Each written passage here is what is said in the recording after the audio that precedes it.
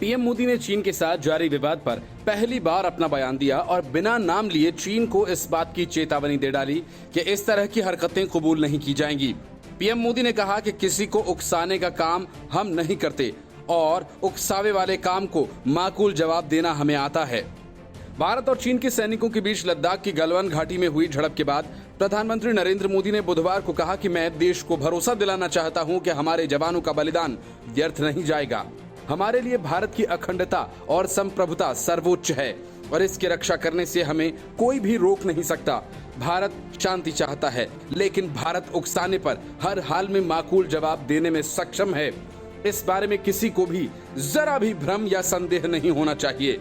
मुख्यमंत्रियों से video conferencing पर बातचीत करने से पहले प्रधानमंत्री नरेंद्र मोदी ने अपने संक्षिप्त संबोधन में कहा कि हमने हमेशा सहयोग और दोस्ताना तरीके से काम किया और हमेशा विश्व के कल्याण की कामना की है। जहां मतभेद थे वहां भी हमने यही कोशिश की है कि ये विवाद में न बदले। भारत हर हाल में शांति का पक्ष धर रहा है। भारत शांति चाहता है, लेकिन उकसाने पर यथोचित जवाब देने में भी सक्षम है। हम कभी किसी को भी उकसाते नहीं हैं, लेकिन हम अपने देश की अखंडता और संप्रभुता से समझौता भी नहीं करते हैं। प्रधानमंत्री ने आगे कहा कि हम उकसाने पर उचित जवाब देना जानते हैं। हर मौके पर हमने अपनी अखंडता और संप्रभुता के लिए अपने शौर्य का प्रदर्शन किया है।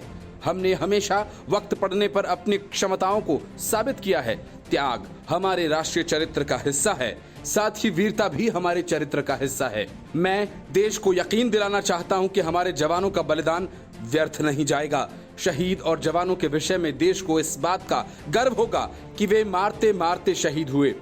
प्रधानमंत्री नरेंद्र मोदी ने कहा कि मैं शहीदों के प्रति शोक संवेदना व्यक्त करता हूं और उनके परिजनों को भरोसा दिलाता हूं कि देश आपके साथ है।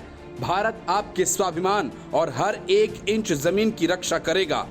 इस संक्षिप्त संबोधन के बाद पीएम मोदी, गृह मंत्री अमित शाह और राज्यों के मुख्यमंत्रियों ने लद्दाख बॉर्डर पर शहीद जवानों के लिए 2 मिनट का मौन रखकर वीर सपूतों को श्रद्धांजलि दी।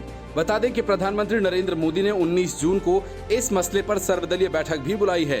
पीएम मोदी ने कहा कि देश को हमारे वीर जवानों की शहादत पर गर्व है। बता दें कि 15-16 जून की दरमियानी रात को लद्दाख में गलवान घाटी अतिक्रमण को हटाने गए भारतीय जवानों के साथ चीनी सैनिकों की झड़प हुई थी, जिसमें देश के कमांडिंग ऑफिसर समेत 20 जवान शहीद हो गए थे। चीनी सेना के कई जवान हताहत हुए थे। हालांकि पीपुल्स लिबरेशन आर्मी ने अपने हताहत जवानों के बारे में अभी तक कोई जानकारी नहीं दी है। इससे पहले रक्षा मंत्री राजनाथ सिंह ने चीनी सेना के साथ हिंसक झड़प में शहीद हुए भारतीय जवानों को श्रद्धांजलि देते हुए कहा था कि गलवान घाटी में सैनिकों को गंवाना बहुत परेशान करने वाला और दुखद है।